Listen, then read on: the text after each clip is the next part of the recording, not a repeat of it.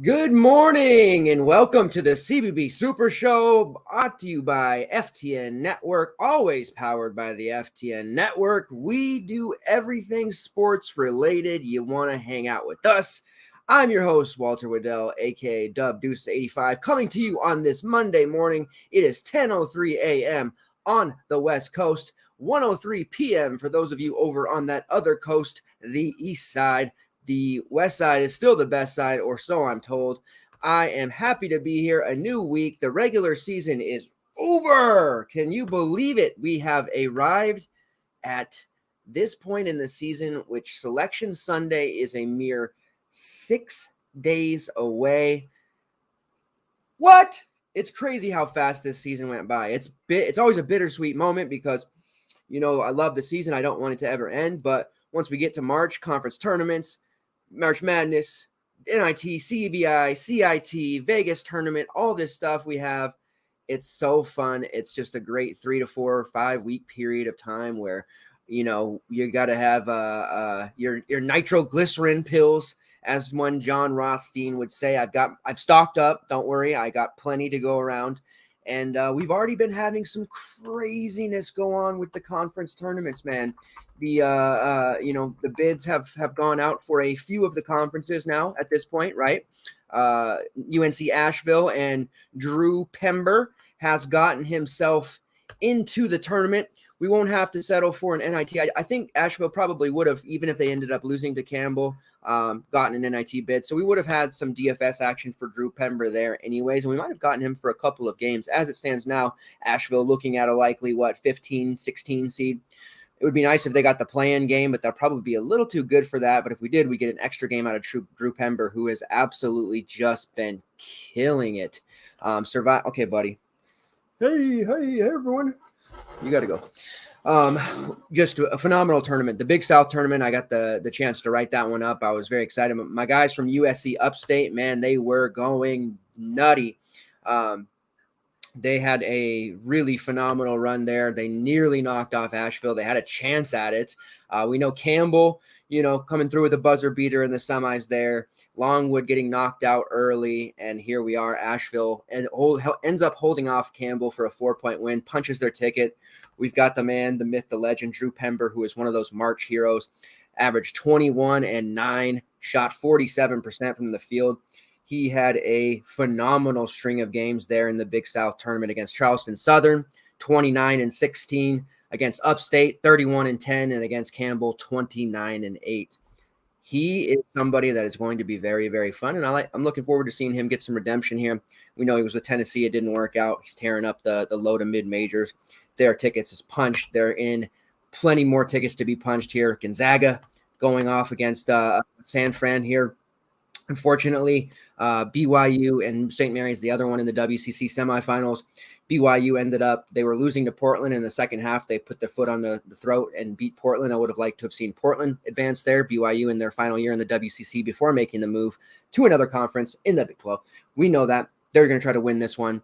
San Francisco knocks off our guy, Brandon Podziemski, and Santa Clara. I'm thinking that they have a chance at the NIT. I would love for them to make the NIT because I'm not ready to be Brandon Podziemski-less at this point. I really am not. I need some more props of his in my life. I need some DFS of his in my life. So go ahead and give us the NIT Santa Clara there, Mr. and the committee of the NIT. I've reached out to a couple of the NIT bracketologists at Twitter that I know and see what they think. But Santa Clara was good this year. Very, very good. Like I said, lots of tickets still to be punched here. I'm looking at the Big West starting tomorrow. The MMAAC, there's just so much going on. It's going to be so phenomenal.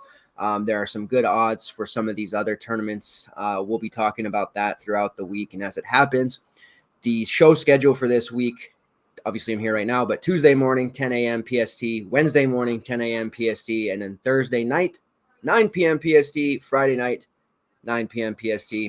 We'll go ahead and take Saturday off for shows, although we'll have content. And then Sunday, we'll be sweating that last one there. But into Selection Sunday, I will be going live approximately maybe 15 to 20 minutes prior to the start of the Selection Sunday show.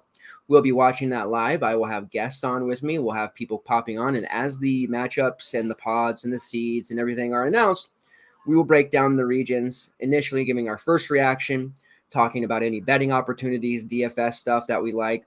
And then after all four regions are announced, we'll dive a little bit deeper into that and have a nice conversation, get some other opinions on here. People hanging out with us. It's just basically if you were here last year and watched that Selection Sunday show, Mike and I basically hung out, gave our thoughts, and just really talked hoops. So if you like that and you want to spend your Selection Sunday with us, we'd love to have you. All right. If you're new to the show and this is your first time and you're wondering, wow, this guy has a lot of energy. I do. I like to get excited about this stuff. What we do here basically on the CBB side of things is I talk DFS primarily from DraftKings perspective. I'm going to break down every single game on the slate throughout this week when we're going through it, give you my favorite plays, any sneaks, fades, ownership, stuff like that. I'll also give a core, usually a 3-man core at the end that I like to start. And that doesn't have to be just for cash games. That can be for whatever lineup you're going to have the most amount of your action on and something to really build around. Other than that, we'll talk PrizePicks at the end. We usually look at the prop market and any betting opportunities as well at the end. If you guys are interacting with me throughout the show, go ahead and put your questions, comments, concerns in the chat, and I'll talk about those or answer those as we go.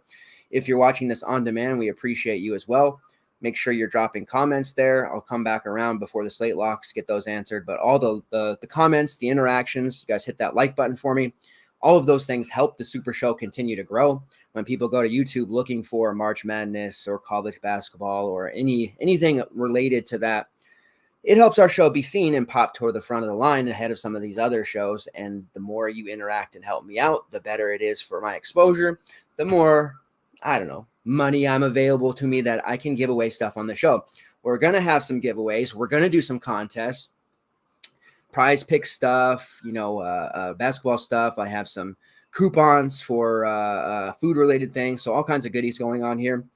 Also going to have a RotoWire usually does this thing with satellite radio where I haven't asked me back yet. Hopefully they do, where we do a draft. I think it's 10 rounds or so. You draft players from the tournament teams. And obviously, you have to have some strategy here. You need to draft somebody who is going to, you think, last a long time, Final Four, championship, whatever. And you get those stats. It's usually DFS-related stats, right? So points, rebounds, assists being 1.5, that kind of thing. I'm also planning to do my own FTN version of that. Maybe like a 10 to 12-man league. If that fills up and people like it, we'll do another one. If that fills up and people like it, we'll do another one. We'll keep filling them up as much as we have people to fill them up with. And there will be some prizes involved with those contests as well.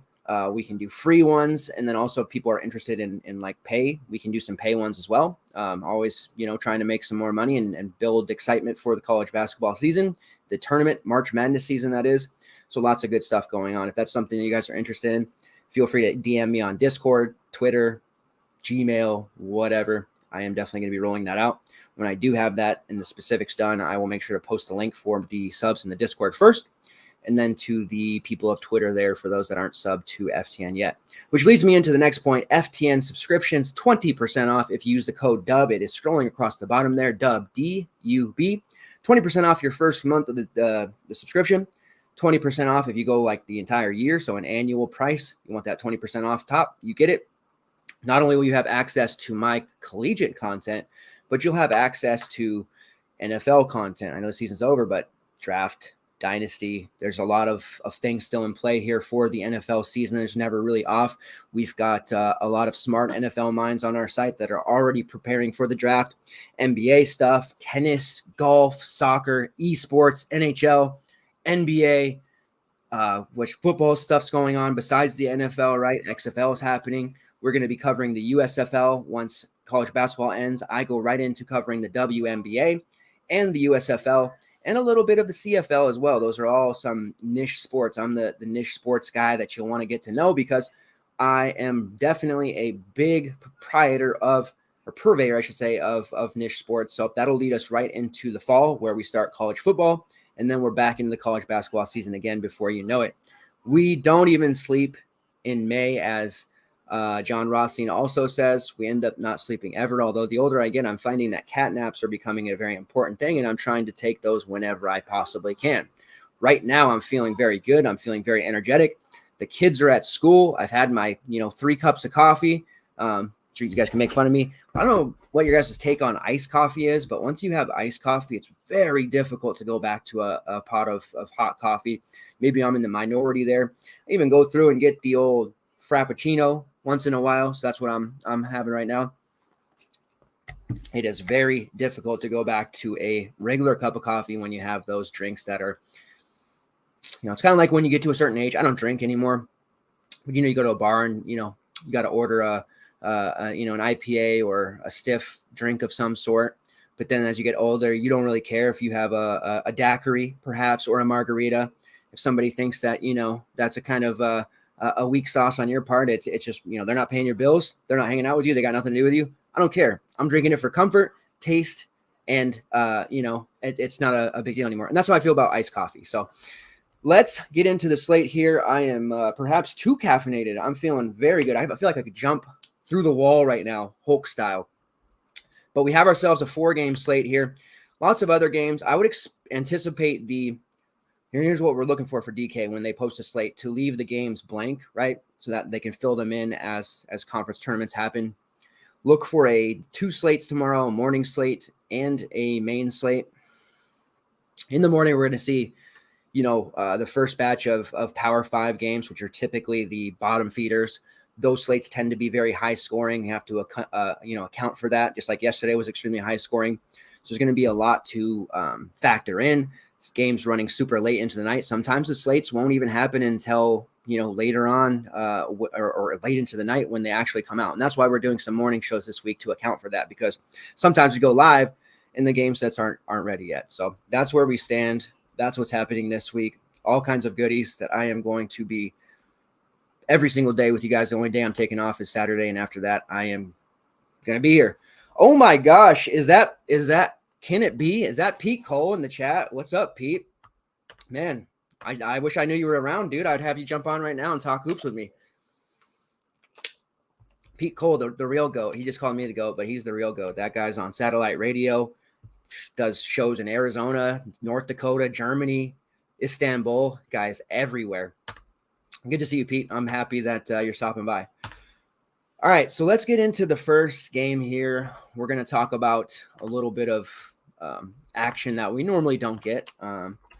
It's a nice little half mid-major slate. I guess with WCC, it's an all mid-major slate, but the Horizon League, we have some teams here that are going to be very good for fantasy purposes. The first game on the docket is Youngstown State, coached by Jared Calhoun, going up against Northern Kentucky, coached by Darren Horn, of course. Northern Kentucky is a team in the Horizon. They're always threatening for a tournament bid. They just knocked off a very tough Oakland squad. Oakland, their record-wise, not very good, but they had Rocket Watts, former Spartan, Jalen Moore, DFS God, Trey Townsend, very high-usage guy, and Keaton Hervey. They had a nice roster. Just didn't work out, but Northern Kentucky knocked them off. And then Youngstown State, of course, enemy of the people. They knocked off Detroit Mercy. Everybody was hoping that Antoine Davis would set the scoring record and beat Pistol Pete Maravich's record. He wasn't able to do so, fell just short. And Saw, who is a friend of the show, made a good point. If they give Detroit Mercy they're 14-19, they're not going to make the NIT, but if they give them like a CIT bid, CBI bid, or something like that for him to beat the record, it sullies it a little bit. It was already less games for Pistol Pete to get to where he was, and giving them an extra, 2 to 3 games in a very underwhelming tournament. Although I love extra tournaments, I love more games, I love college basketball, but it does definitely sully and make the actual record a little bit less meaningful if they do that for a team that is 14-19. Mike Davis did not do a good job coaching this team. They had not only his son Antoine Davis, a scoring machine, but Gerald Little, a Texas transfer. AJ Oliver, an Old Dominion transfer. Demezi Anderson, a Indiana transfer. And then, of course, they even had the kid who's been hurt. Erasma Parks was a Temple transfer. So they had and TJ Moss, a South Carolina transfer. So they had all these transfers from P5 schools, and they weren't able to win more than 14 games. So that's a pretty pathetic effort there for the team overall. Antoine Davis did a lot of heavy lifting. But Youngstown State has a ton of exciting players as well. We're going to first talk about Youngstown State's Adrian Nelson. Adrian Nelson used to play for Northern Kentucky, actually, so we got a little bit of a revenge narrative here. He played for them for 4 years, was a very high-level role player for them, and an extremely solid rebounder. Throughout his time at NKU, he had a 30% plus combined rebounding rate. Coming over to Youngstown State, he has a 35% combined rebounding rate, so nothing different there. Throughout the last 3 seasons in the conference, he's had a top 5 rebounding rate in both offensive and defensive rebounding efficiency, and that's no different this season. In conference games, 20 Horizon games, 25% defensive rebounding rate, a 9% offensive rebounding rate. However, for the full season, that number's over 10%. He also has a steal rate of 3%, which is 7th best in the conference. His turnover rate is one of the best in the country as well. Not only will he be down low banging, for rebounds and getting position, but he also shoots 35% from long range, and that's on 76 attempts. So that's enough attempts there to make him a threat to score inside and out. Free throw shooting, he's also an 80% free throw shooter, so he does have that 3-level ability. 22% shot rate, 20% usage rate. Adrian Nelson is my guy tonight. $8K, they've priced him up, but I love him in this spot. He has been a very solid option. I think that I could be wrong here. I remember Youngstown State being on the slate once before. They were, okay, so against Notre Dame, when he was way underpriced, and he hung 50 on them, and we know Notre Dame, their defense is horrible. 12 for 18, 27 points, 10 rebounds. Like, he is just putting up massive numbers, and he's been doing that throughout the season pretty consistently. He had a stretch there against Wright State, 27-15, against Detroit, 18-11, and against the same Northern Kentucky team, 17 points, 12 rebounds, 3 assists, hit a 3 for good measure, put up 42.5 against Northern Kentucky in one of their prior meetings, which is absolutely phenomenal, of course. So going up against his former team, they obviously know him quite well, but he is going to be very, very motivated. The first game that he played against them this season back in early December, he had 27.5 fantasy points, 16, 8, and 2. Obviously, that's a little bit on the lower end, but when you look around and see his floor, he's typically going to be in that mid-20s range with the upside for more, can hit 50 on the right day. But I'm absolutely a huge fan of Adrian Nelson. Is my favorite play on the Penguins, and I would expect him to come out here extremely motivated, looking to carry the Youngstown State Penguins to a victory over his former team. Already starting the tournament off in that first round, or that was a second, I guess technically second round game, 20.7 rebounds, had himself 38.5 fantasy points. Adrian Nelson is a strong play in all formats. We will be looking to roll him out there in our main. Yeah, Pete, seriously though, man, I know you're busy with the school and everything else that you're doing, like literally probably have a show, like I'm not even kidding, in Istanbul, the affiliates there, but hit me up because we need to get together this week or next. Or if you want to jump on during the Selection Sunday show, I'm looking to have like 5, 6, 7 guests, not all at the same time, but people pop in and give their takes and then jump off. So if you want to come on for 5, 10 minutes and hang out with us, please feel free to do so. My door is always open to you, my friend. All right, other options. So let's look at the starting lineup. I think it's best for these teams that maybe you're not familiar with to start with their starting group and see really where we're looking here as far as the rotation goes. So in addition to Adrian Nelson, we're looking at Dwayne Cohill. That name may sound semi-familiar for you if you're a hardcore mid-major guy. He played for Dayton. And when I say played for Dayton, I use that term very, very loosely. He was a big time, kind of just role player, very little usage there for him, but he's definitely working out better here for Youngstown. Bryce McBride, who is an Eastern Michigan transfer, so some MAC experience, and Malik Green, who is a Canisius transfer. Malik Green, while with Canisius, was a huge shot rate guy, top 50 in the country, over 30%, usage rate of 28%, a big time scorer while he was with Canisius, and a big time just producer of fantasy goodness all throughout there when he was with Canisius. So a bunch of transfers make up this starting 5. We also have Brandon Rush, who was a Farley Dickinson transfer, another guy that was a 31% shot rate at his former team. This season, he has a 27% shot rate. I love the way this Youngstown State team was able to utilize the transfer portal. A lot of people say, transfer portal is going to kill mid-majors and low majors and blah, blah, blah, blah, blah. But you see programs like Youngstown State utilizing that portal to their advantage, and they've done it just great. Bench pieces, Miles Hunter, kind of a little usage guy there, John Lovelace, and Garrett Covington. You're going to want to stick with the starters for this Youngstown group typically, though. They're kind of where we're going to be focused, and they're all going to play 30, 32 minimum minutes, and upside for obviously much more. Cohill and Rush played essentially the entire game last time out.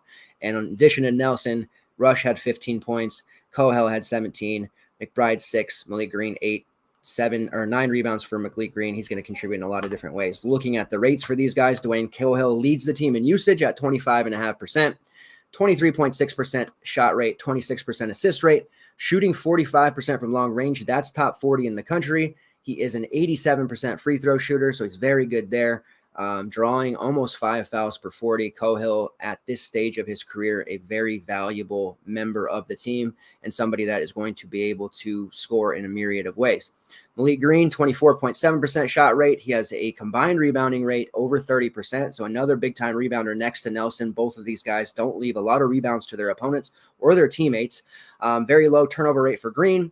He has a strong free throw rate where he's drawing almost 5 fouls per 40 in conference. A little bit of a fouler at times, but 3.5 fouls per 40 on his own right is not a big number to worry about.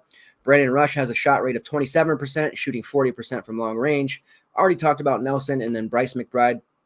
Lower usage, under 16%, shooting 35% from long range. Does have an assist rate knocking on the door of 20% and drawing roughly 3.5 fouls per 40. So all of these guys going to play a lot. Nelson, obviously, my guy.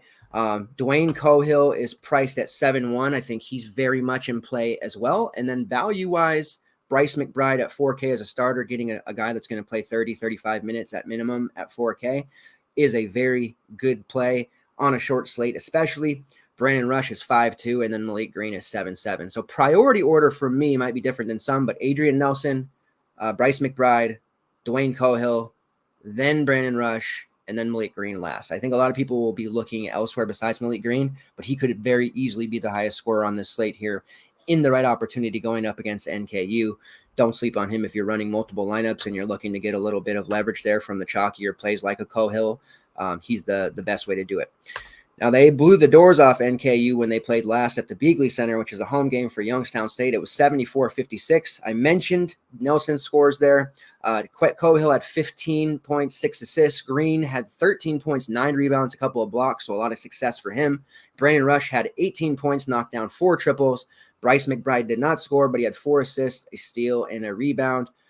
This is when they played Covington and Lovelace, both 15-plus minutes because of a blowout. But even in a blowout there, which I know a lot of people still worry about that in college, even though I say it's not that big of a deal as opposed to NBA, 4 starters still played 32-plus minutes in that game, even though it was not even close.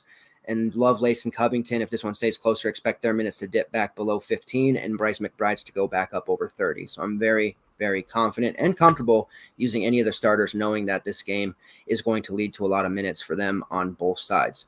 The first game back in December 1st was a double overtime loss on NKU's floor, 77-73. And of course, in that one, all of the starters played huge minutes. They had Shamar, Wraith, and Mays at that point.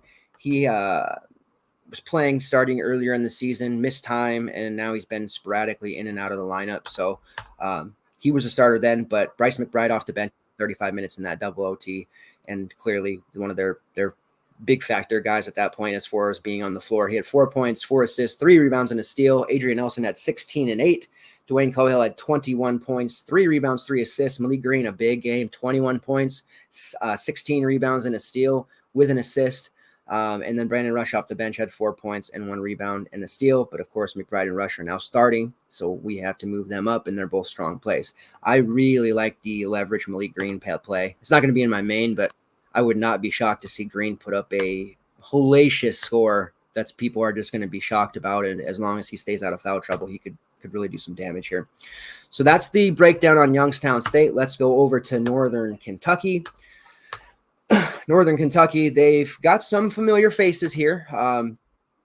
Over the years, they've had Marcus Warwick, Trevon Faulkner. Those are two guys that have remained on the team and will be familiar.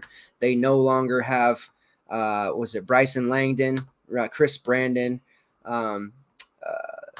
This team is in the tournament. It seems like every single year they're at least threatening for a tourney spot.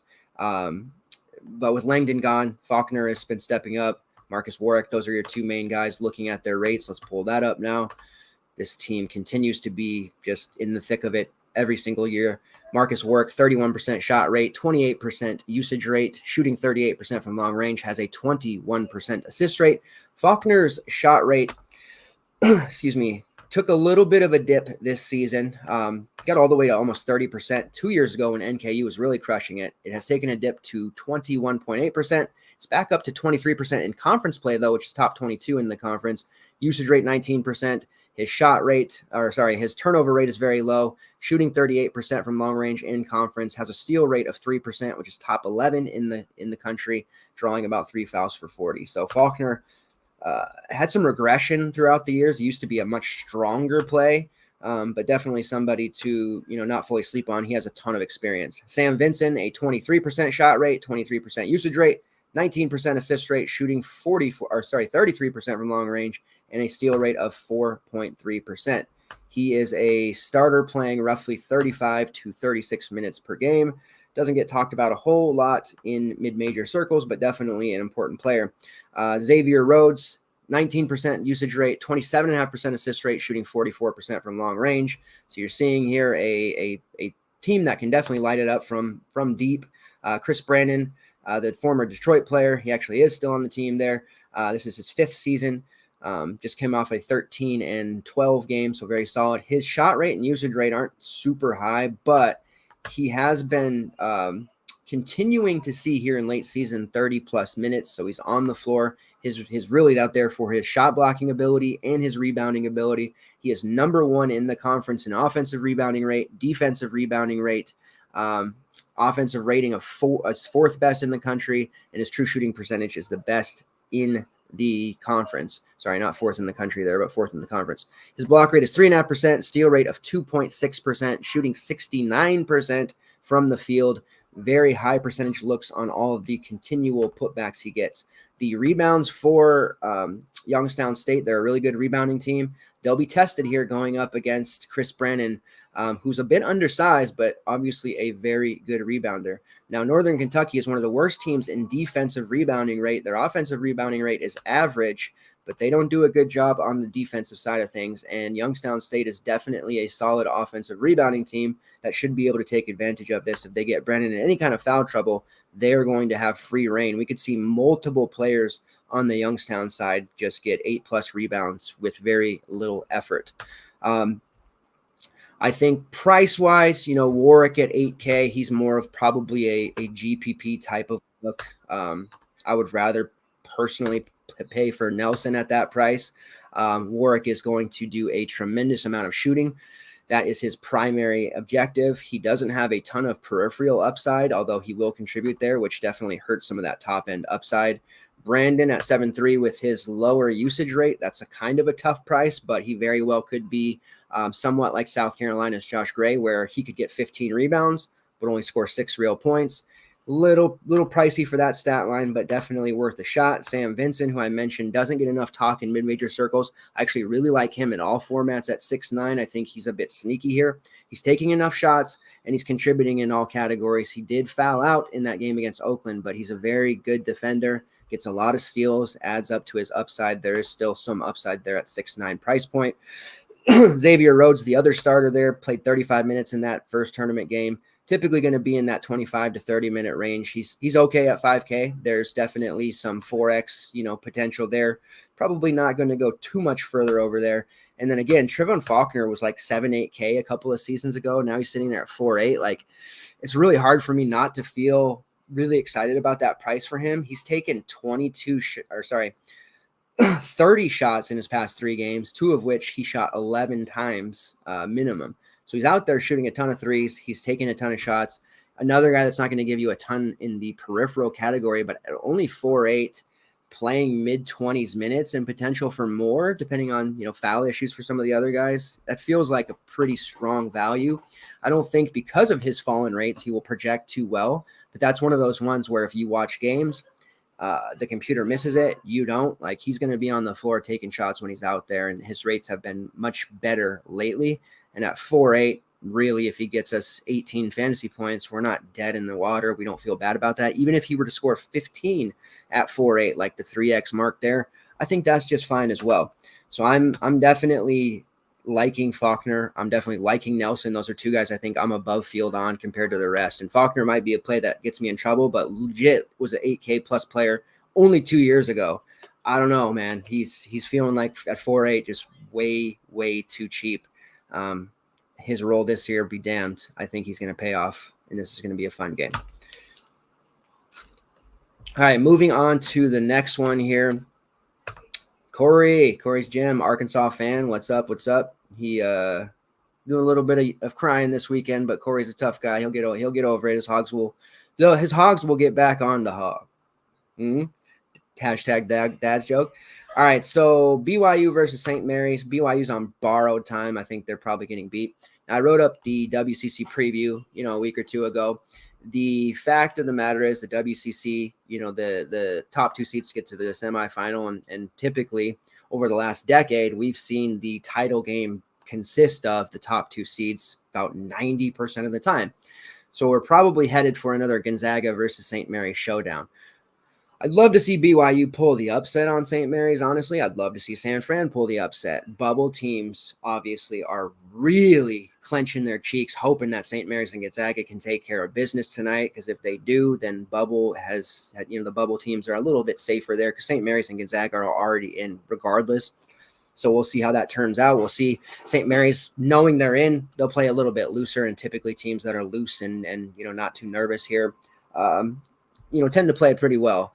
But when you get into a hot shooting team, sometimes that's a detriment to you because you'll come out a little bit flat. So we'll see how that shakes out. BYU has been a frustrating team for DFS purposes. I don't really like any of them here, to be honest with you, but it's a short slate, and we simply can't afford to just completely write them all off. We've probably got to get some exposure here, or at least be aware of who our opponents may take from this squad.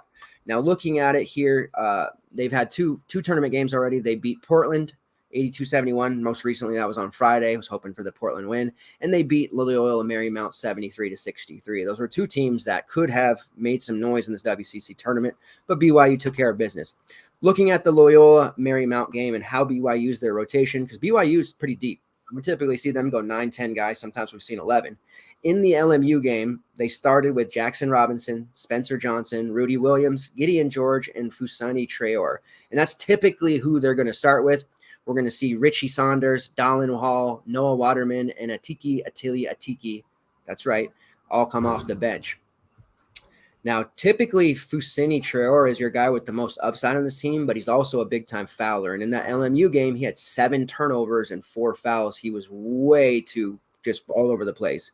And at this point, he's a youngster. He's a sophomore, but he's played enough games with something on the line where he needs to be playing a little bit better than that. Gideon George, their other front court guy, also a big-time fouler. He was in foul trouble in that game as well. Both of them at the 4 and the 5 are a little undersized. They run Jackson Robinson as a 2-3, and he's actually, per their height, their team sheet, a little bit taller than the guys they run at the 4 and the 5, funny enough. But Spencer Johnson, Rudy Williams, and Jackson Robinson, kind of the trio, they all played over 28 minutes. Rudy Williams had a strong game, 23 points, 2 rebounds, 2 assists. Jackson Robinson, 13 points, 8 rebounds, and Spencer Johnson, 14 points, 4 rebounds. All of them were knocking down their threes, even though their front court didn't give them a whole lot. The Atili, he had 3 blocks, didn't give them a lot of scoring. Richie Saunders, the freshman, hit a 3. And then Dallin Hall, who is typically their best bench player, hit 3 triples, had 9 points. But it was all the guards in that one. Loyola Marymount really did a good job. Even with Cam Shelton having almost 30 real points, they held them off. In the game against Portland, they were way behind. Portland came out and really smacked him. Tyler Robinson, a fantastic player. He has another year, by the way. Watch the P5s become calling for that kid. He has Wake Forest written all over him. If Tyler Robinson isn't a Steve Forbes coached kid, I don't know, man. I don't know how he doesn't go to Wake Forest next year. But anyways, Robertson killing him, Sulin killing him, but the second half was a different story. Jackson Robinson, again, starting, after a pretty lackluster end of the year, had another strong performance, 14 points, 4 assists, 3 rebounds, played 33 minutes. They're really leaning hard into Robinson, and he's taking over in these games. Spencer Johnson, 7, 5, and 4. Traore much better here in this game, 14 points, 9 rebounds, had a block. Gideon George was much better, 12.6 rebounds. Rudy Williams, they did a nice job on him. He had 7 points, 4 rebounds. They really concentrated on guarding him.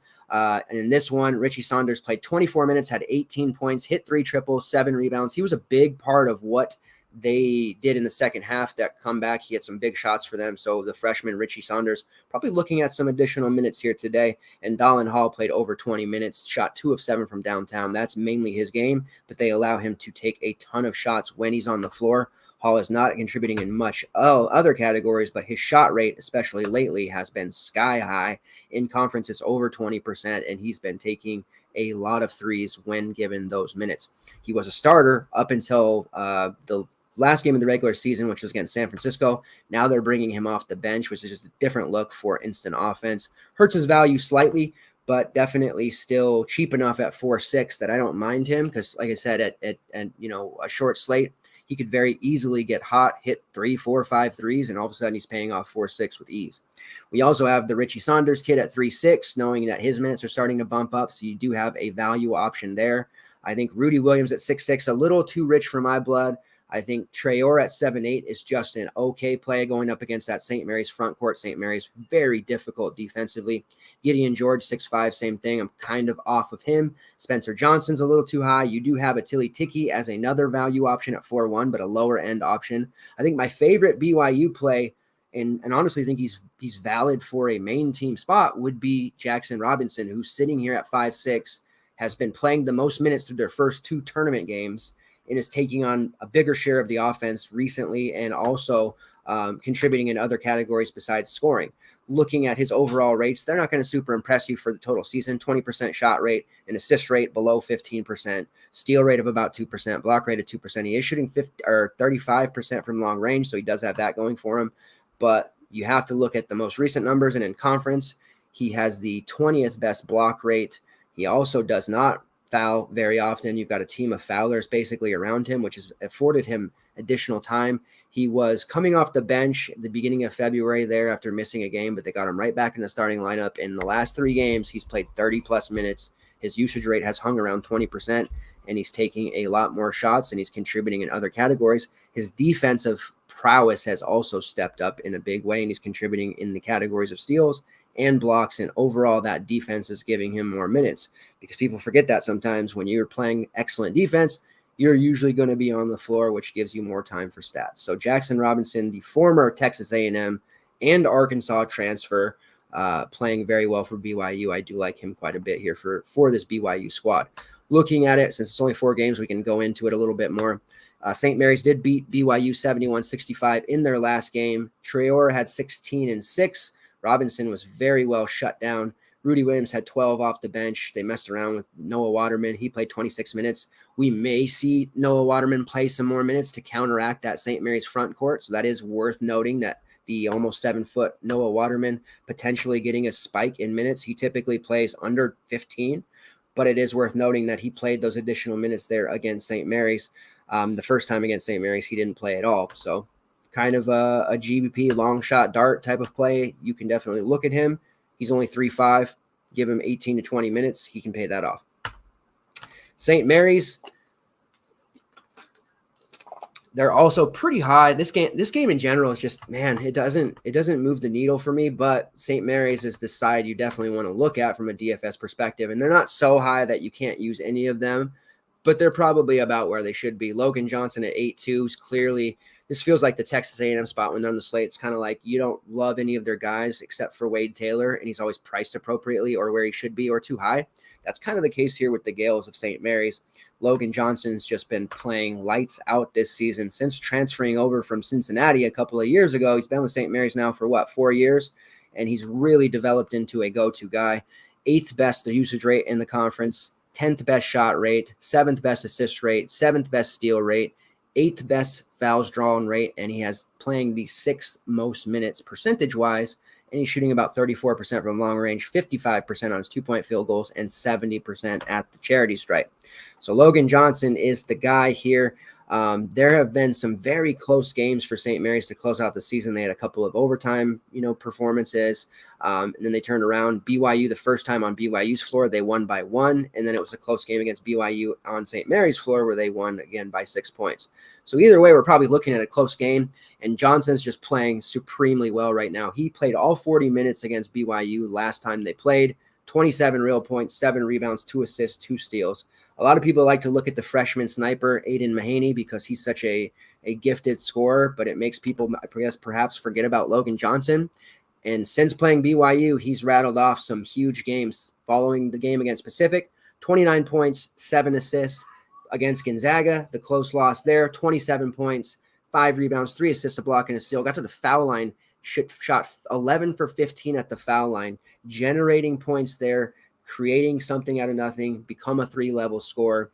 You look back, the San Diego game, which was a very bad outlier for him. He didn't play well, but February 11th against Portland, 34 real points. February 9th against LMU, which was an overtime game, played 43 minutes in the overtime, scored 31 real points. So we're talking about 5 of his last 6 games. He scored 27 real points. Momentum is a real thing come this time of year in March Madness. You almost saw my upstate boys pull it off there in the Big South tournament, but Drew Pember was just too much for him. Teams like that coming in with momentum, or players, and it's usually guards, coming in with this kind of momentum where they're just, they've got confidence that the basketball hoop looks like the ocean when they shoot, and they're feeling very, very confident. Logan Johnson is that guy. So when you look at it like that, this version of Logan Johnson, 8.2 is not that high. If you think about total 5-year career Logan Johnson, and you've been grinding year in and year out, 8.2 Logan Johnson, that feels a little bit too high, but it's really not when you consider how he's played and how good he's done. The rest of the starters here, Aiden Mahaney, the freshman who's a sniper, Alex Dukas, Kyle Bowen, and Mitchell Saxon.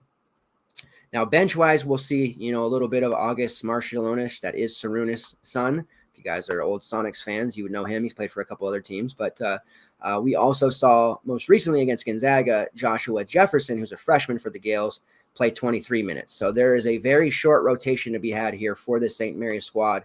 And Jefferson, at least lately, 4 of his last 5 games, he's played double-digit minutes. They're starting to look to him a little bit more. But you're typically going to see the Mahaney, Bowen, Logan, Alex Dukas group all play 35-ish minutes. And then Mitchell Saxon, because of his foul rate, is typically going to be somewhere between 20 to 25. Augustus and Joshua Jefferson are both going to fill in minutes there as well. They also have a 7-footer by the name of Harry Wessels, who's a freshman. Don't expect him to play very much, 5 to 6 minutes, but it's enough to take right out of Mitchell Saxon's pool. Now, outside of Logan Johnson, Mahaney has a 30% shot rate. I mean, he's chucking. 41% three-point percentage. Mitchell Saxon has a rebounding rate over 30%, a block rate of almost 5%. Alex Dukas is shooting 42% from long range. Kyle Bowen is shooting 41% from long range. He also has a rebounding rate of 27% combined and a block rate of 3%. Bowen is more versatile than Saxon and is able to do, a few more things in terms of drag his defender out and to defend his 3, or able to bang down low, has post moves, and can rebound at a fairly high level. He is 6'1". I think that's a reasonable price. Saxon at 7'6" feels a little bit too high when you consider that Bowen and Saxon are pretty similar in terms of output. So I don't need to pay the $1,600 more for Saxon. You look at, Gonzaga game with the foul trouble, it was pretty rough for him. He also fouled out or got close to fouling out in 2 of his last 3. The BYU game, he had 23 points last time they faced off. I just feel like that 7.6 is it's a really rough price to pay when I can go to Bowen for similar output, like I said. Now, Bowen has been under 20 fantasy points in, 7 straight, which may scare some people off, but he's going to be on the floor in this tournament atmosphere for 35-plus minutes. I'm very confident in that. So you don't necessarily have to be too scared if you do want to go that route. Again, it's a short slate, so we can't be too picky here. And he was fairly adequate against BYU in both meetings. He had almost 20 fantasy points in the first game against BYU without scoring a single point. So his peripherals make him at least interesting at 6'1". Nobody will roster him because of those mid-teens, late-teens scores that he's been putting up. But this is a good situation to definitely look at him, at least if nothing else for a GPP. If he busts, so what? but I think he's definitely a good play here. Mahaney at 6'7" is a nice GPP look because he could definitely hit 30 here, but he's so scoring reliant. You know what you're going to get there, so don't use him in your main lineup. Dukas at 7K has guard forward eligibility, which is nice. He has been scoring more lately, but I do feel like this game against BYU, he might not be quite as valuable as some of the other options. He'll be okay, but not 7K okay. All right, we'll move on to the other Horizon game on the slate. Let's see. Let's pull it up here. They're cutting trees down outside of my house, so in case you hear any noise, that's why. So Cleveland's, let's get this pulled up. My producer at Cleveland State versus Milwaukee. Now, Cleveland State's coming off a entertaining overtime win over Robert Morris, 75-70. Old friends, Robert Morris, a fun team, with Michael Green and Khalil Spear and Enoch Cheeks. Those of you who know the mid-major scene know those names, but Cleveland State is a very fun team for DFS, and I'm going to be all over these guys, just like I was last time they were on the slate and when we got PrizePicks props for them. Tristan Enaruna played 39 minutes in that game, the former Kansas transfer. He has been fantastic for State. He had 23 points, shot 17 times, 7 rebounds, 3 assists, 3 blocks, 2 steals. He just contributes in all categories. A true high floor, high upside mid-major guy that, tried his hand at the P5 level. It didn't quite work out, not because he wasn't good enough at Kansas or Iowa State. There just was no real room for him to get consistent minutes on those teams because, they're bringing in major talent and he's able to really show off his skill set here in Cleveland State and play every single minute because of it. Deontay Johnson played 42 minutes in the extra period, 15 points, 6 rebounds, and a block. I know he had some foul issues last time he was on the slate, but a very good option here going up against Milwaukee. Deshaun Parker had 4 points, 5 rebounds, 5 assists. Drew Lauder, 11 points, 4 rebounds, 2 assists. And Tay Williams had 8 points, 3 rebounds. Tay Williams was a popular value option the last time. He'll probably be somewhat popular this time. He's more expensive than he was last time on the slate, but 5'8", still a really good price. Drew Lauder, 6'8". He ended up having a really nice game on that slate in low ownership because of his price. Don't sleep on him. Don't sleep on Deontay Johnson, 6'2" and 6'8". Those will be the two guys that most people ignore. So when you're looking for leverage on a short slate like this and a team that I think is going to be popular and really put up a nice score for us in Cleveland State, a way to get different is just to go to the other starters or the other rotation players that people aren't going to look at. Tay Williams, Tristan Enaruna, maybe a little Deshaun Parker. Those will be the names we see most of the community on. And then you have the value option in Yahil Hill. He has played 20-plus minutes in 5 straight games. He had a 26% usage rate against Robert Morris, a 25% usage rate against Milwaukee last time they played, which was a loss, and he took 9 threes in that game. He's just been jacking up triples, so you do have yourself a cheapie here at 3.5 that's trending in the right direction in terms of his minutes, and he's going to be out there taking a whole hell of a lot of threes when doing so. His shot rate is above 21% in conference games. He's starting to see more time and somebody that we can definitely consider here for our main lineup and a bit of value. Tristan Enaruna, who I keep mentioning, has been fantastic. He's another guy in that, 8K, 8.5 range. We're looking at, Khalil Shabazz and Drew Timme as the 2 primary pay-ups, deciding if we're going to go there or not. But you can really fill out a nice lineup with Enaruna, Logan Johnson, and Adrian Nelson. If you're able to get those 3 guys in your lineup, I feel really good about that. And if you don't go with Timme there, I think you're still going to be okay. And if Timme has one of his 40 to 50s, you're not dead in the water because Logan Johnson, Tristan Enaruna, and Nelson could all go 40 plus. So keep that in mind when you're building here. And if you're trying to decide if you want to pay all the way up to Drew Timme. So Enaruna, 25% shot rate, 24% usage rate, 4.5% block rate. He's not much of a 3-point shooter, but that's okay. We don't need him to be. Drawing almost 5 fouls per 40, has a 9% offensive rebounding rate. He has been a really super athletic player this year, blocking a ton of shots. He's getting steals, stepping in the passing lane. Let's look at what the loss looked like against Milwaukee on their court last time. It was 81-72 victory, so you can expect a lot of real points to be scored here, high total. Enaruna had 24 points, took 17 shots against Milwaukee in that loss, 11 rebounds, an assist, a block, and a couple of steals.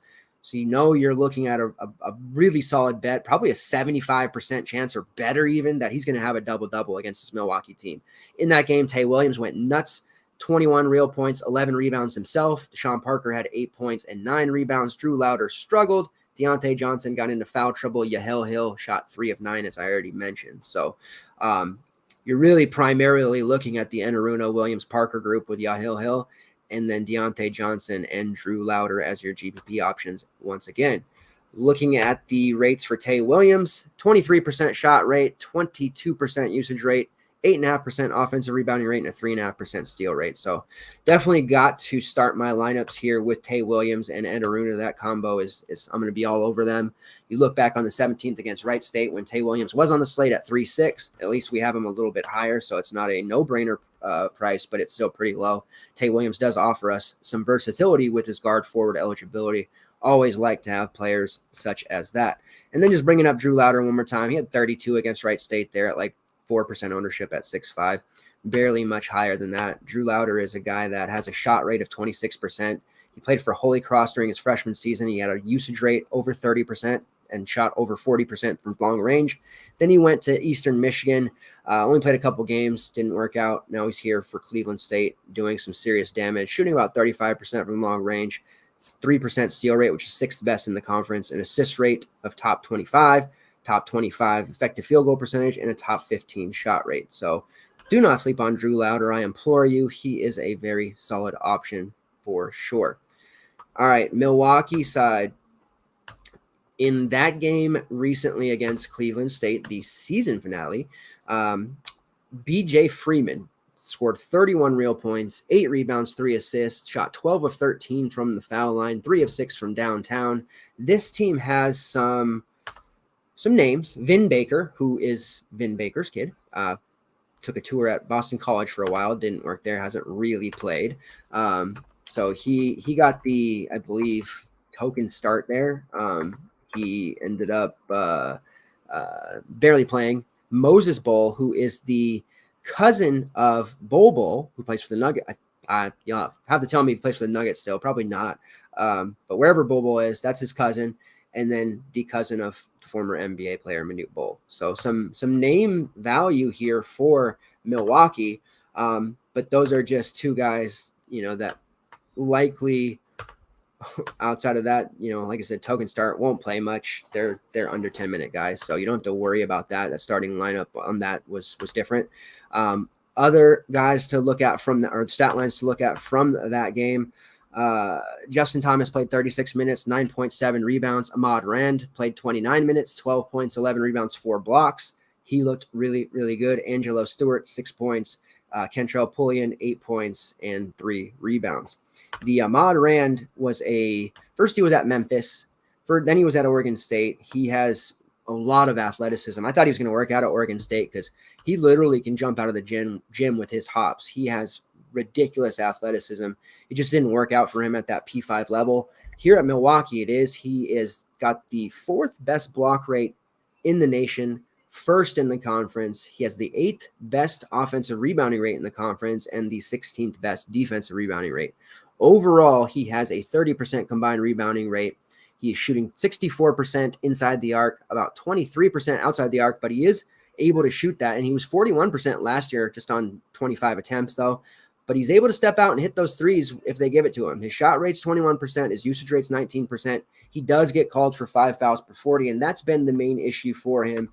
Definitely when he was at Oregon State, he was a foul risk, but he has a high fantasy point per minute player, and he has been that way at Memphis, at Oregon State, and now for Milwaukee. In their tournament win over Wright State, which was an 87-70 victory, Wright State won't be making the run this year. Trey Calvin getting knocked out. We know they don't have any of the pieces from last year or the last couple of years, I should say, that made them so successful with Grant Basile, over at Virginia Tech and Tanner Holden over at Ohio State. It's Wright State. It just wasn't meant to be for them. But we don't care about that right now. The Milwaukee guys, Kentrell Pullman, 15-6 in that game. Elijah Jamison, 19-3. BJ Freeman, 29-6 with 3 assists. Jalen Johnson, 10 points, 4 assists. Ahmad Rand had 18 points, 11 rebounds, 2 steals, and a block. I really like the Ron play in this one. He's going to have his hands full going up against the uber athletic Tristan Enaruna, who's going to be down there trying to grab rebounds. But Ron's only 5'2", and I know the foul rate is terrifying, but his upside is crazy at 5'2", because he could legit block 5 shots here and pull down like 15 rebounds. Anything he gives us from a scoring standpoint is that much better. So I'm a big fan of Rond. I think he's near priority play for me. I think Kentrell Pullian, who's only 4'2", like that's a great value option. Obviously, he's going to be very, very high owned. We know he's going to play 30 plus minutes. Another guy that, if he hits 15, maybe 12 fantasy points to 12 to 15, we're not dead in the water from that 4-2, but he's got the upside for more because of all the minutes he's going to play, and he's not afraid to bomb from downtown. So Pullian and Rond are both great options, sub 5.5. And then even BJ Freeman, who is the high usage guy, he took 21 shots against Wright State, 17 against Cleveland State, 22 against Fort Wayne, a 61, a 47, and a 42 in his last 3 games. He's only 6K. He has guard forward eligibility. Tell me why we wouldn't just stack the hell out of this game. Give me 3 Milwaukee guys. Give me, I don't know, at least 2 Cleveland with Enaruna and Williams. Do I want to play Yahil Hill? Do we need him? Maybe not. I'm playing 5 guys from this game. And then I'm going and getting my man Adrian Nelson from Youngstown State. That gives me 6 right there. Do I want Vincent from Northern Kentucky? I might not be able to fit him. Do I want to take Dwayne Cohill? I might try if I can fit him. We'll see. Obviously, I'm not going to be able to get Timmy and Shabazz, but I don't think we need them with these Horizon League games being so juicy from a fantasy standpoint. Last time Cleveland State was on the slate against Wright State, if you stack that game up, and we did at FTN, you had a pretty sweet afternoon, evening, morning, whatever. So I'm loving this game. I'm all in on it. Give me Rand, Freeman, Pullian in every lineup. I don't even care, with Tristan Enaruna and Tay Williams. Now, moving on to the last game on the slate, San Francisco and Gonzaga. This will be one that, if casual people are playing, or guys who maybe, don't do the mid-major, low-major thing, they'll be gravitated towards this game, right? They'll play the St. Mary's BYU guys. They'll play San Francisco Gonzaga guys. My gut tells me, my educated, knowledge of the industry and talking to people like I do tells me that Drew Timme will end up being popular. Now, as people go through the slate and absorb content and all that, maybe he won't be as popular as I think. 10-1's a fair price for him. He probably could even be higher than that, so it's not enough to push people off. But there's just so many ways that we can spend that salary better. I can get 2 Milwaukee guys for the price of 1 Timme and possibly triple or quadruple up on him. And they're going to go Timme and another value, right? Not that the values are great. We've got values in Milwaukee game. We've got values in the Youngstown State game. So we have values to make Drew Timme work if we want. We've got values to make it work with Antoine Watson, Julian Strother. Like their core 3 for Gonzaga are all definitely in play against San Fran. But just thinking economically here with how our salary can be spent, it just makes more sense to go with the Horizon guys. But Drew Timme is, one of those guys where you're clenching the cheeks. If you fade, he can definitely punish you. If the Milwaukee game busts, if the Youngstown State game busts, then the Gonzaga Drew Timme stackers are laughing all the way to the bank, basically, right? And Timmy's been good, but not the gotta have it score, to borrow a term from my old friend Barnicus. Doesn't have the gotta have it scores quite as much in the last couple of games. Now, he had 40 plus against Pepperdine and San Diego, but those 2 defenses are really, really bad. Like, you can barely even call them defenses, right? So he's not going to put up 50 on San Fran, most likely. He did have 21-4 against them at home in a relatively easy win, 99-81, which was 28.5 fantasy points. That's clearly not going to get it done here. That would scare me. Now, against SF on the road, they did a really nice job on him. They held him to 3 of 16 shooting, 11 points, 4 rebounds, 4 assists. He had 25.5 fantasy points. So he didn't even hit 30 in either game against these guys. Now we're talking about neutral court. San Fran is coming off a game in which, they were backs against the wall and really just, at least they have some time off. They didn't have to come and play the very next day. They had a couple of days off after the double overtime game against Santa Clara. So they'll be relatively fresh. But I think that Gonzaga certainly has the advantage here, and we've seen that time and time and again. So I don't know that Timmy's going to be required to put up this high score, and I don't even know if he's capable of doing it against San Fran. I mean, he's capable, don't get me wrong, but they've done a really nice job with the size that they have, which isn't that great. They're not that tall, but they have a ton of injuries to their front court. But they were able to, between Hawthorne, Kunin, a little bit of Newberry, they don't have Rawkak right now, but they were able to really contain Timmy and keep him from shooting the ball very well at all and just frustrating him. And the key to shutting down Timmy or containing him throughout, his career, and Baylor showed it best, is just to get into him, get into his shorts and really just, push him around, get physical. Timmy doesn't like that. When he's able to get his post move off with little contact, he's happy.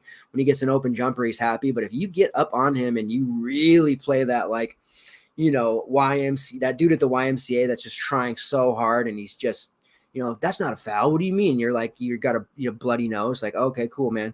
You got to do that to Timmy. And if you do that to him, you really frustrate him and throw him off his game. So I think San Fran knows that. They've faced him for years. There's a lot of guys on the roster that know what this Gonzaga team's about. And I just don't trust Timmy to be able to pay this off. I think he's going 3X here. And I don't want to pay $10K for 30 fantasy points when I can pay $6K and get the same score, if not more, from BJ Freeman, possibly more. Am I walking into a trap with all these Horizon guys? That's absolutely a possibility. But I can't play the game for them. I can only make the best decision prior to lock, and the best decision prior to lock for me is to not pay up for Drew Timmy. That's my take on it. If Drew Timmy goes for 60 tonight, feel free to tell me that I'm an idiot. It wouldn't be the first time, but as of now, it just doesn't seem like the smart move, in my opinion. Now, if you fade Timmy, it's not a situation where it's like, when you fade TJD or ED, like, I got to get somebody else from the team. I don't necessarily think that. Antoine Watson, my boy, has been my boy since high school when he was on the East Coast of the state, tearing it up. He's been an up and down performer throughout his career. He's been very good. He mashed on St. Mary's, absolutely mashed on them in their last game, 42 fantasy points. They had that non-con season finale senior night against Chicago State. He, of course, mashed there as well. I think he's a very good GPP look. He had 40 against San Francisco in their last meeting. He had 22 in their first. He is a guy that is nice leverage off a probably popular Drew Timmy, but I'm also not chomping at the bit to pay almost $8K for him because there is risk there.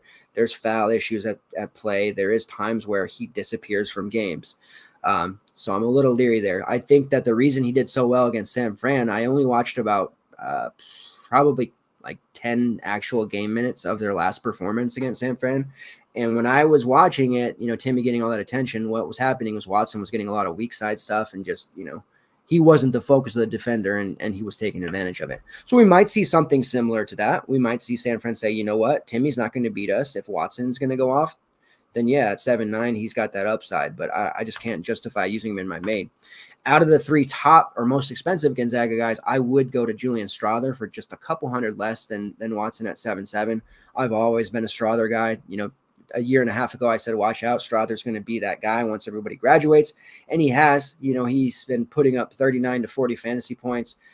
Three of his last six. The last six have been games outside of St. Mary's that just weren't close. They hammered Chicago State, hammered San Diego. He was fine against St. Mary's in 40 minutes. He had 25 fantasy points. I do think we're not necessarily going to get one of his ceiling games here, but I do think somewhere between 26 to 32 fantasy points is certainly in the cards for Strother, and that just comes down to another, can we spend our money a little bit wiser? And I think we can. The rest of Gonzaga, the guards, it's kind of a revolving door of production. Some games it might be Malachi Smith. Some games it might be Rasir Bolton. Sometimes it might be Nolan Hickman. And there's even times when Hunter Salas has done good. And Salas at 3-3 is at least interesting and somewhat of a decent value for GPP purposes. But these guys all cannibalize themselves so much. We're looking at a 25 to 30 minutes for Malachi. We're looking at 25 to 30 minutes for Bolton, and Bolton hasn't even been hitting the 30-minute mark the last 5-6. Nolan Hickman, he's typically in the mid-20s to lower 30s minutes. So you're looking at those three guys just, all cannibalizing each other and hurting their overall upside. And lately, Hunter Salas has seen his minutes spike up a little bit because his production has been better. He's usually in the upper teens, low 20s, but we saw him hit 26 minutes in the game against Chicago State, which was a blowout. But even in a closer game like earlier this season, late February, he had 22, 23, and 23 minutes, and those games turned into blowouts later. So I like Salas as a kind of GPP shot, but just keep in mind that all four of those guards are likely not going to see enough minutes to really hit a true ceiling. You're getting floor mostly, and the matchup against San Francisco just isn't even that great that we have to force one of those guys in or feel like, you know what, I don't have Gonzaga exposure on a 4-game slate. What will I do? I don't think it matters. You'll be okay. If you land there, fine. If you have a build that makes a lot of sense and your last spot is a Gonzaga guy, by all means, but I don't think we're starting with them. It doesn't make too much sense. Now, on the San Francisco side, what a damn game. Double overtime win over Santa Clara. Still just massive. Khalil Shabazz, after having a fairly mediocre performance against Pacific. Now, they beat Pacific by almost 20. Our guy Keelan Boone had a nice game. But in that one, Khalil Shabazz, in 39 minutes, just was taken out of the game. 7 real points. 2 for 11 from the field, which was 2 of 9 from downtown, 4 assists, 3 rebounds, 1 steal, just was not engaged at all. Tyrell Roberts crushed 25 points, 4 rebounds, 3 assists. Josh Coonan looked good, 15 and 8. Starter Nduido Newberry didn't play all that much. A lot of foul trouble as usual. Isaiah Hawthorne as a starter also fouls a lot, but it was Marcus Williams off the bench. 30% usage rate, 18 points, 8 rebounds, 5 assists, 2 steals, completely melted the slate. 2 guys off the bench. Justin Beaker played 15 minutes. Saba Gijabiria, 8 minutes, 2 points, 5 rebounds. Now, what did San Francisco do in the double overtime against Santa Clara? Let's look. By the way, Podziemski, 22 points, 11 rebounds, 9 assists. NIT committee, I'm begging you, put Santa Clara in 23 and 9. That's an NIT record there. Come on, give us what we want. Tyrell Roberts, 16 points, 5 rebounds against them. Khalil Shabazz, this time much more engaged. Closer game, went to double overtime. They both played 50 minutes basically between Roberts and Shabazz. 38 points, 7 rebounds, 5 assists, 4 steals, 11 of 13 at the line, and 7 of 12 from downtown. So with a closer game, a game that, live or die, go home, win or go home, basically, he was just smashing. So look for a much more engaged Khalil Shabazz that knows how to play against Gonzaga and can go off here. I don't mind going Shabazz if you want to go that route or you trust his name over some of these Horizon League guys. I wouldn't fault you at all. It's $9K. It's a high price, but we know he's going to play basically every minute of the game. Newberry played 40 minutes in the overtime, had 8 points, 8 rebounds, played much better. Josh Coonan, 36 minutes in the double OT, 11 points, 7 rebounds, and a block. Hawthorne, 22, had 9 rebounds. Marcus Williams, 40 minutes, 13, 3, and 1. And then Beaker barely played. Voldemort, we'll call him that, Markovetsky barely played. But Saba Gijabiria had 14 minutes, a 36% usage rate. Look out now, 5.6 rebounds and an assist. Might Saba Gijabiria be a option for more minutes? He's 3.1K going up against Gonzaga. We just told you that the way to get Timmy, upset is to really just get into him, flail those elbows within reason. Don't get a flagrant and really just make him work for every square inch of real estate in the paint.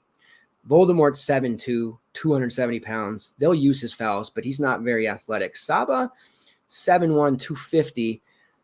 A little bit more athleticism and somebody who's proven an ability when given minutes to perform at a very high level, whether that's at the, point of attack with when he's posted up, if the guards find him, whether that's on the glass, blocking shots from the weak side, a very good weak side blocker. He is very, very good. Now, he spent a couple of seasons with Georgia Tech, didn't play a whole lot when he was with Georgia Tech, but there were games where he would come in. He started last year against Wake Forest, 17 minutes, had 8 points, a couple of rebounds, and he was just very, very good down low. Every time they fed him, they couldn't stop him. Usage rate in that game, 28%. He had 14 minutes against North Carolina, a 20% usage rate, and he had 14 minutes against Duke, 34% usage rate. That game against Duke, 6 points, 6 rebounds, used 4 fouls. But again, when given double-digit minutes at Georgia Tech, he showed himself very, very valuable. And early in the season during the non-con, he was a starter, against Cal Poly, Fresno State, Northern Iowa, teams like that. He had major foul issues, but his usage rate was sky high, 28% or higher in 3 of those games in which he saw 17 plus minutes. So we're looking at maybe a little bit of a sneakier option here. Most recently, obviously the Santa Clara game, but before that, the other game was against Gonzaga. This is what he did against them in that loss. 18 minutes, 19% usage rate, 3 of 6 from the field. He had 8 points, 2 of 4 at the foul line, and 6 rebounds. Now, he only had 1 foul, but they clearly had something there in him, especially on the offensive end, where he was scoring some very easy buckets when he got down low. They played him 7 minutes in the closer loss against Gonzaga. He had 2 points, 2 rebounds, an assist, and a block shot.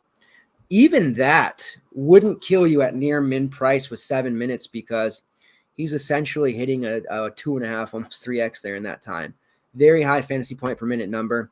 Look for them to use him against Timmy and really I think if you want to get a little risky, you could use him in your main lineup. I don't think it's necessary by any means. We have cheapies in the other games we can use, but this is a kid that if he doesn't foul is probably going to be looking at 15 to 16 minutes. I don't think this is one of the Guillermo Diaz-Graham plays like for Pitt, who was trending in the right direction, and suddenly he played like 2 minutes for Passner. I think they actually have to use this kid. So I'm definitely intrigued by him. I'm looking there. I think Shabazz is the best play overall, of course, but 9K is a lot. I still like it, and it's going to feel like a chase, but Marcus Williams there at 5'7", I think he's a very good option. If you're looking to get one of the less riskier options without breaking the bank in this game, Marcus Williams at 5'7" is probably the best way to do that, even more so than the 7'5" Tyrell Roberts, which that's a little high for him. You also have the value pieces in Josh Kunin at 4'4" as a starter playing relatively big minutes, and then at 4K, Nuedo, Newberry, but both lower end options, but they're there if you need them. And if you want some exposure to this game, again, without breaking the bank, those are some of the ways you can do it. All right, so that is the slate. It's a real short one. Let's line up our core. Excuse me, core play number 1 and posh play of the day, which tends to be a guard, right? But not this time. We're going to go with Adrian Nelson at 8K. I just don't think people are going to get there. They're either going to go Timmy and roll as many with Milwaukee and Cleveland State guys as possible. And on the Youngstown State side, we're going to be looking at a lot of probably like Bryce McBride, who's the one of the better top end values, or a Brandon Rush. I don't think anyone's looking. I mean, some people will, but I don't think majority is looking to Nelson. So give us that lower owned Adrian Nelson ham. Let's throw up a 40 against his former team and start the slate off right, and then cruise into that other Horizon League game with the full stack, the popular full stack where, we've got people blocked out, or if they've gone Timmy and God forbid they end up blocking or fading Enaruna or fading BJ Freeman, God bless their soul, because I think we're going to have a big night if that ends up happening. So Adrian Nelson, core play number 1. Core play number 2 is the 8.1K Tristan Enaruna. He's just too freaking good for this league, man. He's just too good. I think he's performing at a level that says he should probably be priced closer to 10K, if anything. And he's only 8-1. So give me all the Tristan Enaruna next to Adrian Nelson. We're going to go completely bonkers. Third core member, got to be BJ Freeman, 6K. We've got 3 guys there, 8K, 8-1, and 6K. Still gives you plenty of salary to fill out the rest of your lineup. Start your main with those 3 guys, and I think you're going to have a very good night. Even if they end up being higher owned, which I really doubt Nelson will be, you're just going to be solid. From there, you can take it a myriad of different ways. You can do that full stack with Rond and Pullian. You could play just Pullian if you're not okay with Rand. You can run it back with Hill, Deshaun Parker, Tay Williams. So I'm also going to be pretty high on Tay Williams. Or you can go over this Youngstown State team, run, Nelson, Rush, and McBride together and get yourself a little Youngstown stack. Or you could take the sneaky Trevon Faulkner at 4-8. There's just so many ways to go with those Horizon games, and then you can backfill in what you have left and have a last guy in from San Francisco Gonzaga or a last guy in from St. Mary's BYU. But I'm definitely putting a high priority, if you haven't been able to figure it out, on the Horizon League guys. It just makes too much sense. All right, PrizePicks, let's check it out. Let's see what we got here. We have a numerous amount of games. Hofstra on the slate. That'll be fun. ULL's on the slate with Greg Williams, former St. John's player. Oral Roberts. lots of goodness here. So let me just look through the board here. I had one earlier, but of course I don't have it in front of me now. Gotta run. Got to run Tristan Enaruna. His fantasy total of 32.5. I know it's high, but you get the 3 points for the blocks and steals here. I think we're looking at, for per PrizePicks scoring, a 40 for Enaruna, fairly confidently getting a 40. His PRA is 27.5, even that's high, but I'll just roll the fantasy points over 32.5. I think that's just a really solid number that we can hit and feel pretty damn good about it. So overall, I'm there with him. I do have an inkling that Amon Rand is going to have a really, really nice game. Now, they don't give us, let's see here. They don't give us a PRA, they don't give us a fantasy total for him. They do give us one for Markeith Browning, who's 4.7, which is kind of interesting. Didn't really talk too much about Browning, but at 4.7, he's in play if his minutes are going to be up over 30. Let me see what they got the PRA for Rand at here, because this might work. It's 14.5. I like Rand for a lot of rebounds. If he can score 6 real points, that's all I need him to do. I think he's hitting the over 14.5 PRA. So I'm looking there when it comes to my man from Oregon State. And now on Milwaukee, give me Amon Rand over 14.5. We have a Big Sky game. By the way, Eastern Washington goes down in this Big Sky tournament, so they're headed for the NIT. We have the Weber State Sacramento State game here. This one should be close. Callum McRae has been really good for Sac State. He used to play for UC Riverside, playing about 28 to 30 minutes, has taken double-digit shots in 3 of his last 4 games, which includes 9 of 13 against Portland State, 7 of 10 against Montana State, and 7 for 14 against Idaho State. He's also had 8+ rebounds in back-to-back games, 2+ assists in 3 of his last 4, and at least a block or a steal in, 5 of his last 7. So I'm liking some Callum McRae here going up against this Weber State team. He didn't have the greatest game against Weber State the first time. The second time, he had 7 rebounds, 2 assists, 7 rebounds, 1 assist, 2 blocks, and a steal. They have his, 23.5 PRA. They have his fantasy total sitting here at 27.5. Would have liked a little less, but I think Callum McRae is one of those guys in March in these tournaments. Now it's wide open with Eastern out that we're going to see him hit a big mark. In conference games, he has a 27% shot rate, a 3.5% block rate, a 29% usage rate. Now, he's not a guard. He's from New Zealand. We like guards in March, but this 7-footer for Sac State is a problem, a big-time problem. So give me his over 27.5 fantasy points. I think Weber State will be hard-pressed to try and deal with him. Let me give you one more, and then we'll move on to the prop market. Man, it's crazy seeing this Louisiana game because they got Jordan Brown, Greg Williams, Kevin Samuel on the other side, and Isaiah Moore. Like, talk about using the portal to your advantage, right? Those are all P5 guys who, have found themselves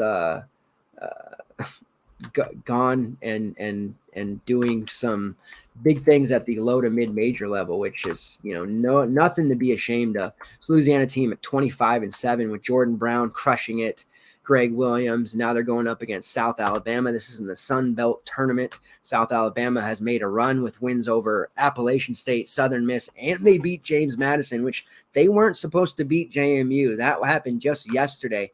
They weren't supposed to win that game. Isaiah Moore, 18-5-5. Kevin Samuel with 12 rebounds, 2 blocks. Greg Parham's on that South Alabama team. Greg Parham put up 16. He was the VMI gunner and brother to Bubba. So this is an exciting game for me. We're looking at some pretty nice numbers. Jordan Brown's probably too high, but there is a total here for Kevin Samuel. Let's see if we can get the best possible one, and then we'll get out of here. Please tell me they're going to give us a rebounding total on him.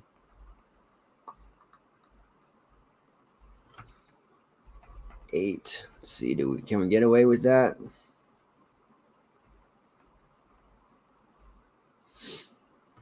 So Kevin Samuel, if you guys aren't familiar, you should be familiar with Kevin Samuel, right? He 7-footer, played for TCU for a couple seasons, was on the Gulf Coast last year, finishing out his career here. Should be able to hit this number. He's a shot blocking extraordinaire, but I like his rebounds.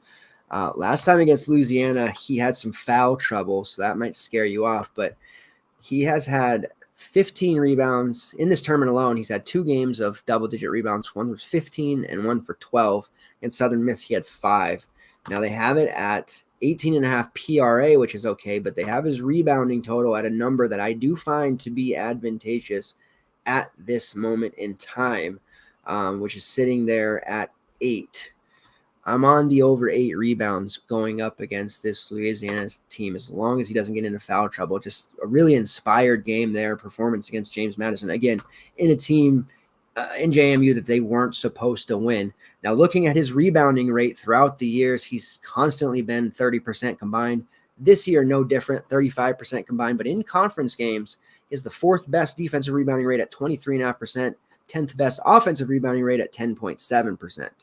Block rate of 10%, which is 2nd best. We don't care about that right now. Only rebounds. So Kevin Samuel's going for 10+ rebounds in this game.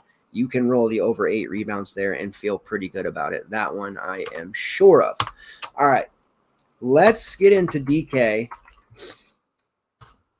Have it your way and see if there's any props that we can bet, any sides here, okay? We've been having some success. The Hofstra UNCW game coming up here is going to be a fun one, by the way. Hope you guys like mid-major hoops because there's a lot to like. All right, man, we got PRAs for UNC Hofstra, Chattanooga Furman, which Chattanooga just won a game that I was not thinking they were going to beat my boys from Samford, but they did. Jake Stevens is a boss.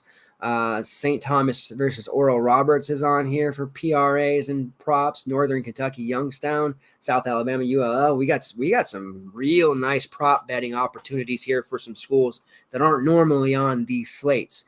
I like that I'm on Rand number. I mentioned that already. Over 14.5 PRA on DK. It's -105. I think the Tristan Enaruna number over 27.5 PRA -110. I like his fantasy points better. So if you got PrizePicks access, go ahead and put that there. Drew Louder over 16.5 PRA at -105. Yes, please. Yes, please.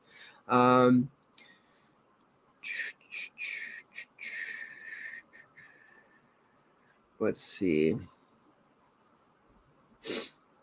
So Adrian Nelson's PRA is only 24.5. I have to say right here and right now, that's my favorite prop on all of the slates combined, or all of the sites, PrizePicks, DK, FanDuel. Over 24.5 PRA for Adrian Nelson. It's only -115. I am confidently telling you he's going to flirt with 40 fantasy points. So the PRA there is obviously going to account for a lot. A double-digit rebounds for him is probably looking at 10 to 12, real points of 15 to 20. Over 24.5 PRA is a really low number for him. So that is my top overall prop bet of the day. Adrian Nelson over 24.5. Love it. They got some low numbers on Brandon Rush and Bryce McBride, but you're getting a little crazy there because some of their fantasy stuff might come from blocks and steals, which isn't going to help you on that PRA number, of course. So I'm on that number for Adrian Nelson. That's the top. Nothing better than that. Give me all of it. I want it all. They also have his rebounding total at 9.5, which is closer, but I still think he gets the over, but just take the PRA in that case. And then Kevin Samuel, we have his rebounding number a half less on DK, 7.5 rebounds. It's juiced a little at -145, but you can throw that in with something else, make yourself a little 2 or 3 leg parlay and make some money there. But over 7.5 rebounds on Kevin Samuel. Yes, please. I think that'll do it. I don't want to overwhelm you too much. The trackers will be filled up here shortly. The article rehashing some of what I said and in a really easy to read format will be up here within the hour as well. I appreciate you guys who hung out with me here on this Monday morning. Once again, let me remind you, tomorrow at 9 or 10 a.m. PST, Wednesday morning, 10 a.m. PST, Thursday night, 9 p.m. PST, and Friday night, 9 p.m. PST. And then Sunday, we'll be doing the live selection show between myself. I don't know if Mike will be back from his ACC tourney, visit. If not, that's fine. We'll see about getting Pete on here. We'll have Razzle on here. We'll get some other people who pop in. I'll get a co-host, and then we'll just have special guests throughout the show. And if listeners, watchers, viewers want to pop in and give their take, we'll be pushing you through for that as well. This is going to be a very fun Sunday show that I have planned, which is just going to be us hanging out, talking hoops, and just having a good time. So that will do it. I appreciate everyone's continued support. Look for multiple slates over the next couple of days. We'll have early morning stuff. It's conference tournament week. It is a very big deal, and this is a great chance for you to make all the money in the world that you possibly can between props, prize picks, sides, totals, parlays, DFS, all that stuff. Make sure you hit me in my DMs also if you want to be in the draft league that I'm going to have for our tournament teams here shortly. Thanks, guys. Appreciate it. And don't forget, FTN is the place to be. Get over there, ftnbets.com, ftndaily.com. Use the code DUB for 20% off. We are out.